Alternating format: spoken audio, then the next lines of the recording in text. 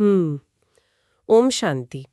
क्या कभी ऐसा हुआ है कि कोई इंसान सिनेमा हॉल में बैठा हो और सामने बस एक पर्दा हो जिस पर कुछ चलती फिरती तस्वीरें हों? हाँ भाई, ऐसा तो अक्सर होता ही है। है ना? और मतलब उसे पूरी तरह मालूम है कि जो कहानी चल रही है वो एकदम नकली है, एक तरह का छलावा है। लेकिन फिर भी किसी इमोशनल सीन पर उसकी आंखों से असली आंसू छलक पड़ते हैं। बिल्कुल सही कहा। दिमाग जानता है कि ये सच नहीं है। एकदम सच नहीं है, लेकिन जो भावनाएं हैं और जो शरीर है ना, वो उस नकली कहानी को बिल्कुल असली मानकर प्रतिक्रिया देने लगता है। और यही इंसान की सबसे बड़ी मनोवैज्ञानिक पहेली है। ओम शांति। ओम शांति। तो आज के इस गहन मंथन में हम इसी पहेली को सुलझाने वाले हैं। ओम शांति। आज हम दिनांक 17 अप्रैल 2026 की बाबा की मुरली की गहराइयों में उतर रहे हैं। जी, और आज का जो हमारा उद्देश्य है ना, वो केवल शब्दों को पढ़ना नहीं है। बिल्कुल नहीं। बल्कि उस गहरी मनोवैज्ञानिक परत को समझना है जो हमारे हर विचार को नियंत्रित करती है। सही बात है। तो चलिए भाई, शुरुआत करते हैं आज की मुरली के मीठे बच्चे और सार के साथ। बाबा की मुरली में कहा गया है, मीठे बच्चे पावन बनो तो रूहानी सेवा के लायक बनेंगे। देही अभिमानी बच्चे रूहानी यात्रा पर रहेंगे और दूसरों को भी यही यात्रा कराएंगे। बहुत ही गहरे शब्द हैं ये। हाँ, और इसी के साथ एक बहुत ही गहरा प्रश्न भी पूछा गया है। प्रश्न है, संगम पर तुम बच्चे जो कमाई करते हो, यही सच्ची कमाई है, कैसे? क्या बात। और उत्तर का सार कुछ इस तरह है कि ये कमाई 21 जन्म तक चलती है, इसका कभी दिवाला नहीं निकलता। ज्ञान सुनना सुनाना ही सच्ची कमाई है, जो सच्चा बाप सिखाता है। देखिए, इस मुरली का जो शुरुआती हिस्सा है ना, वो सीधे इंसान की भावनाओं पर चोट करता है। मतलब कैसे, थोड़ा इसे खोलकर समझाएंगे? अगर इंसान के मनोविज्ञान को ध्यान से देखा जाए तो पता चलता है कि मनुष्य हमेशा से भावनाओं के एक बहुत तीव्र बहाव में बहता आया है। मुरली में भक्ति मार्ग की बात की गई है। जी, भक्ति मार्ग। बिल्कुल रोते हैं, मैंने भी देखा है लोगों को कथाओं में भावुक होते हुए। तो यहाँ एक बहुत बड़ा विरोधाभास, मतलब एक कॉन्ट्रडिक्शन पैदा होता है। एक तरफ तो मनुष्य परमात्मा को निर्लेप कहता है। निर्लेप मतलब जिस पर किसी चीज का असर ना हो। एकदम सही। यानी एक ऐसी सत्ता जिस पर सुख या दुख का कोई असर नहीं होता। और दूसरी तरफ वही मनुष्य रो रो कर पुकारता है कि हम दुखी आत्माओं का दुख दूर करो। अरे हाँ, ये तो सोचने वाली बात है। है ना? अब सोचने वाली बात यह है कि अगर परमात्मा पूरी तरह से सुख दुख से न्यारा है, तो फिर ये आत्मा जो उसी का अंश मानी जाती है, वो सुख और दुख के इस भारी चक्रव्यूह में फंस कैसे गई? ये सवाल सचमुच सोचने पर मजबूर कर देता है भाई।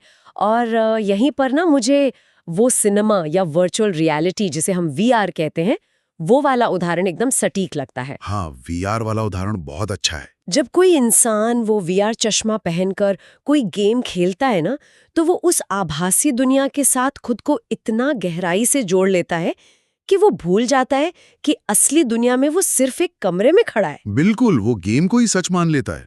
तो क्या हम कह सकते हैं कि भक्ति मार्ग की जो ये अत्यधिक भावनाएं और इस दुनिया के सुख दुख में फंसने का मुख्य कारण भी यही ओवर आइडेंटिफिकेशन है, या कहें कि अपनी असली पहचान भूल जाना है? बिल्कुल सही पकड़ा आपने।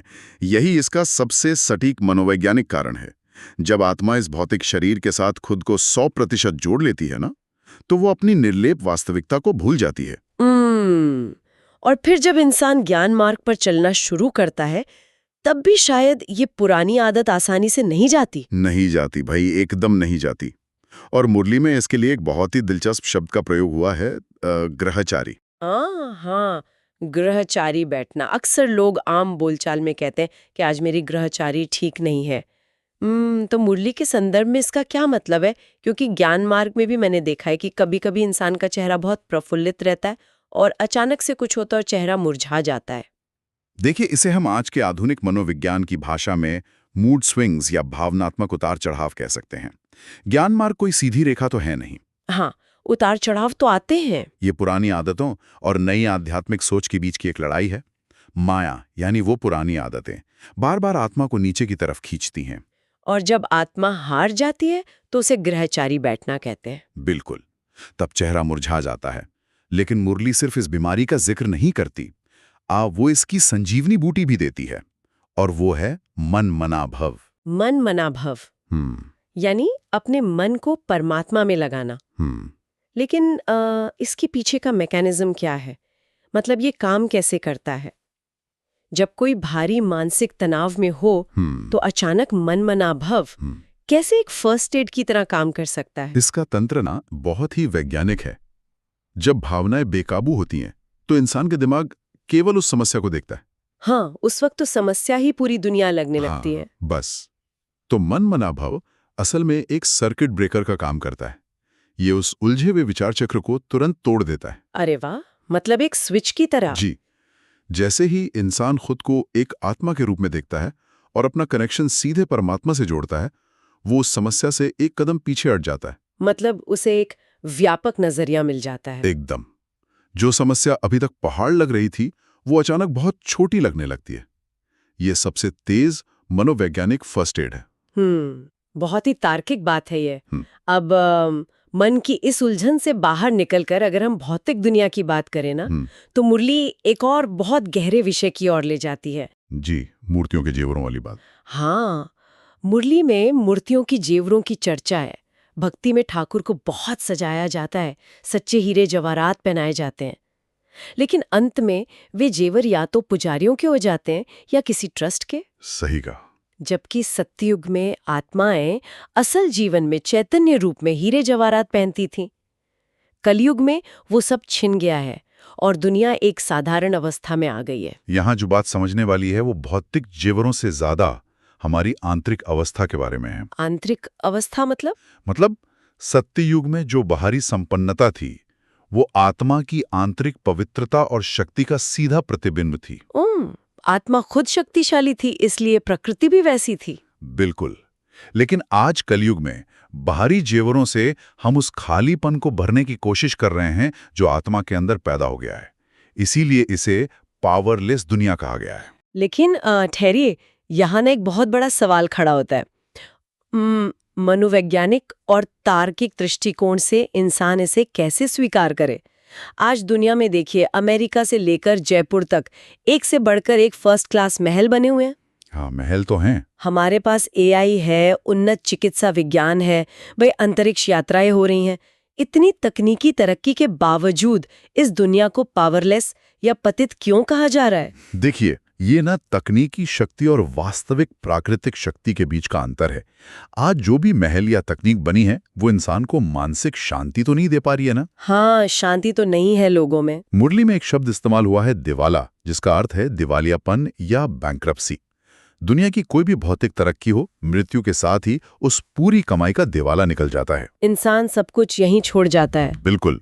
और जहां तक पावरलेस होने की बात है ना, तो मुरली में श्रीनाथ द्वारे की गौओं और खेती का उदाहरण बहुत ही सटीक है। हाँ, मैंने पढ़ा वो कि पहले जमीन में और अनाज में अपनी एक प्राकृतिक ताकत होती थी, लेकिन आज हर चीज को बाहरी खाद की जरूरत पड़ती है। एकदम सही। और यही बात पूरे कलयुग पर लागू होती है।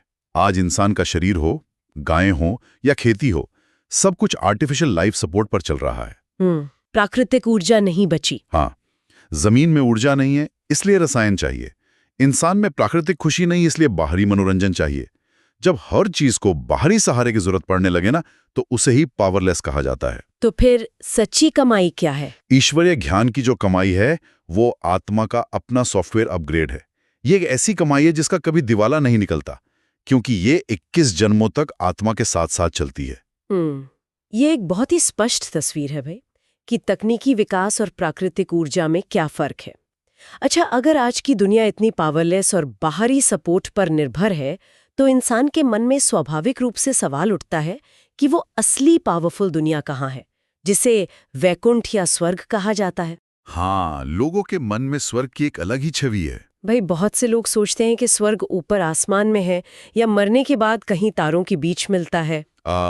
ये इंसान की एक बहुत पुरानी वास्तविकता से भागने वाली सोच है कि सब कुछ ठीक किसी दूसरी दुनिया में होगा। एक तरह का एस्केपिज्म है। बिल्कुल। मुरली इस धारणा को पूरी तरह से तोड़ देती है। वैकुंठ या स्वर्ग कोई आसमान की जगह नहीं है और न ही सूक्ष्म वतन में है। लेकिन ध्यान करते समय तो कई बार लोगों को सूक्ष्म वतन में फल खाने या अच्छी दुनिया देखने का अनुभव होता है। वो जो अनुभव होता ना, मुरली उसे केवल साक्षात्कार कहती है। मतलब एक विजन। हाँ, एक ट्रेलर है वो, जो असली वैकुंठ आना है वो इसी धरती पर आना है। इसी पावरलेस धरती को शक्तिशाली बनाकर वैकुंठ बनाया जाना है। अरे वाह, मतलब जो ट्रेलर सूक्ष्म रूप में दिखता है, असली फिल्म तो इसी जमीन पर रिलीज होनी है। एकदम सही।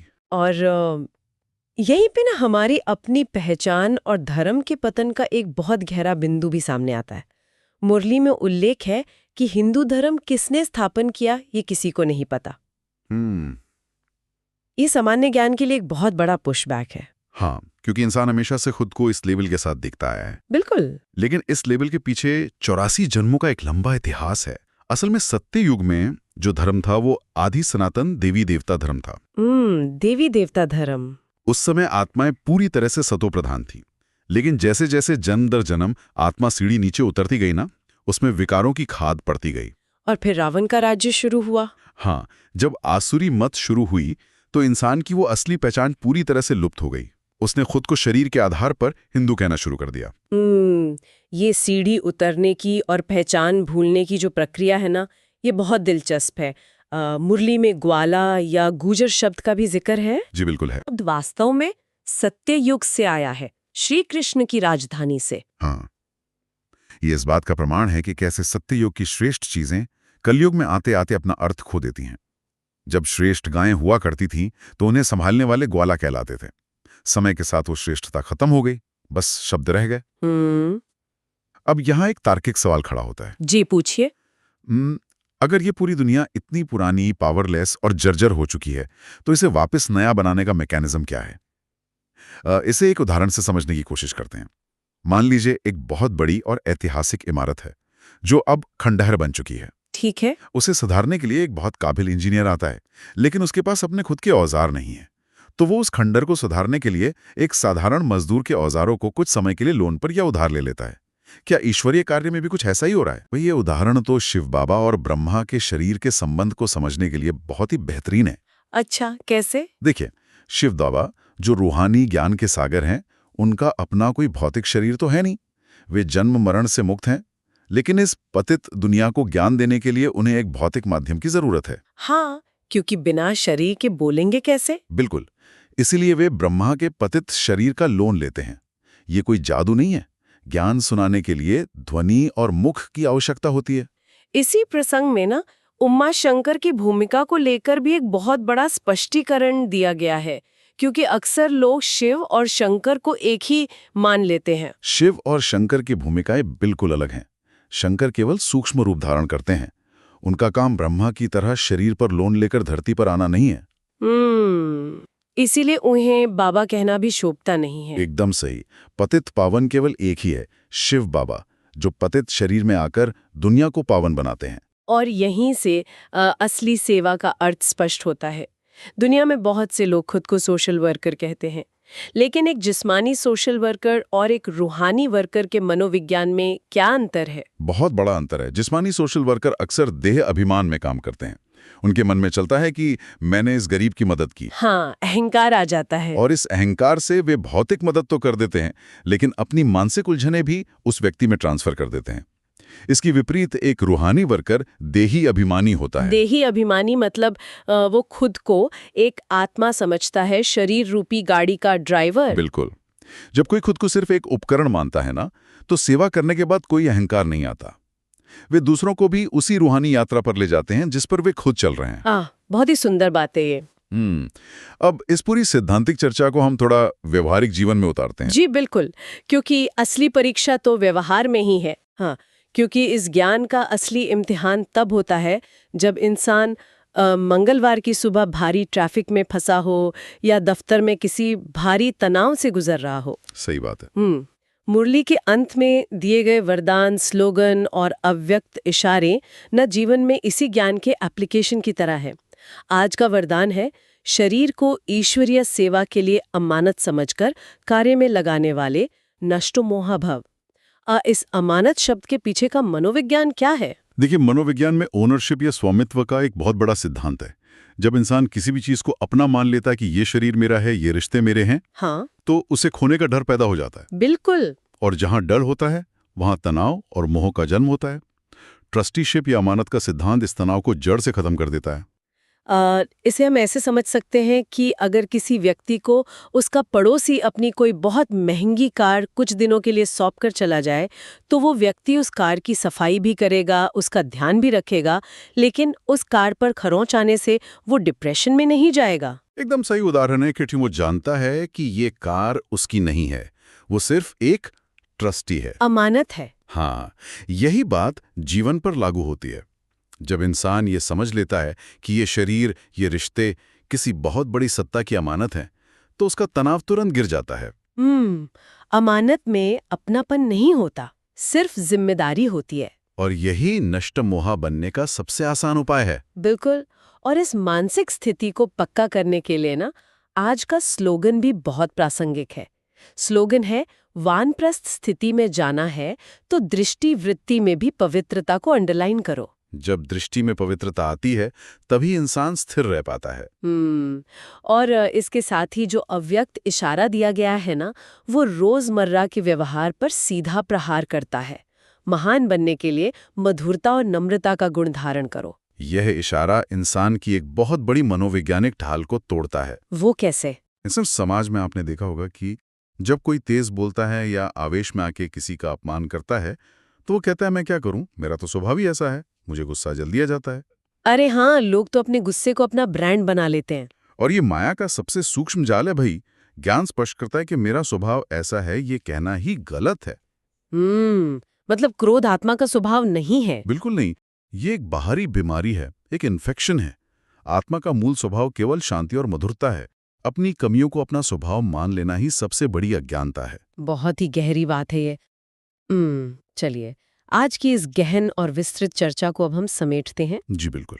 मुरली के इस अथाह सागर में से हमने आज जो मोती निकाले हैं, उन्हें आसानी से याद रखने के लिए हम 4 मुख्य बिंदुओं में बांध लेते हैं। हाँ, ये सुनने वालों के लिए बहुत मददगार होगा। पहला पॉइंट है सच्ची कमाई, जिसका कभी दिवाला ना निकले। दुनिया की भौतिक कमाई यहीं खत्म हो जाती है, लेकिन ज्ञान सुनना सुनाना 21 जन्मों तक साथ चलता है। एकदम सही। दूसरा है संजीवनी बूटी। ज्ञान मार्ग पर जब भी पुरानी आदतों के कारण ग्रहचारी बैठे, तो उस मानसिक उलझन को तोड़ने के लिए मन मनाभव का सर्किट ब्रेकर इस्तेमाल करना है। सबसे तेज फर्स्ट एड। तीसरा, असली वैकुंठ स्वर्ग आसमान में नहीं है, बल्कि इसी पावरलेस धरती को शक्तिशाली बनाकर यहीं पर असली वैकुंठ स्थापित किया जाना है। और सूक्ष्मतन केवल ट्रेलर है। हाँ, और चौथा तथा सबसे महत्वपूर्ण, अमानत। ये शरीर और इसके सारे साधन परमात्मा की दी हुई अमानत हैं, इसमें मेरा कुछ भी नहीं है। भाई, यदि मनुष्य केवल इस अंतिम बिंदु अमानत को ही गहराई से समझ लेना, तो आधी से अधिक मानसिक बीमारियां और तनाव तो वैसे ही समाप्त हो जाएं। बिल्कुल। और इसी अमानत के विचार के साथ अंत में एक विचारणीय बात हर मनुष्य के लिए मैं छोड़ना चाहूंगी। जरा इस बात पर विचार किया जाए कि अगर आज दिन भर दफ्तर में, घर पर या सड़क पर चलते हुए ये मान लिया जाए कि ये शरीर और आसपास की हर चीज हमारी नहीं, बल्कि किसी बहुत बड़ी सत्ता की अमानत है, जिसके हम केवल केयर टेकर है, तो क्या जीवन में जरा भी क्रोध या डर बच पाएगा? बहुत ही सोचने वाली बात है। आज पूरे दिन अपनी इस अमानत की देखभाल एक बिल्कुल नए नजरिए से करके देखा जा सकता है। तो इस गहन चर्चा को हम यहीं विराम देते हैं। आज दिनांक 17 अप्रैल 2026 की बाबा की मुरली का ये मंथन जीवन की उलझनों को सुलझाने में एक नया नजरिया दे, इसी आशा के साथ ओम शांति। ओम शांति।